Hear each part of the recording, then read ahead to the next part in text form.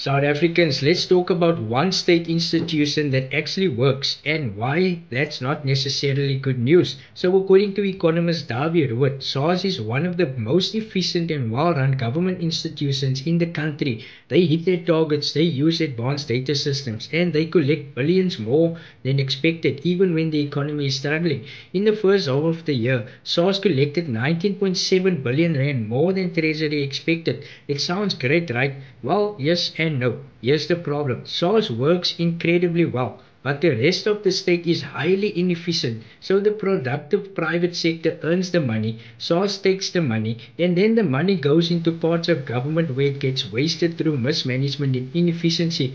Ruud says it plainly. If you and I spend the rent, we spend it better than the state, and he's not wrong. If you look at Eskom, Transnet, Post Office, all struggling. Meanwhile, SARS is the golden goose keeping the whole system alive. But at the same time, squeezing more tax out of a shrinking economy isn't the solution.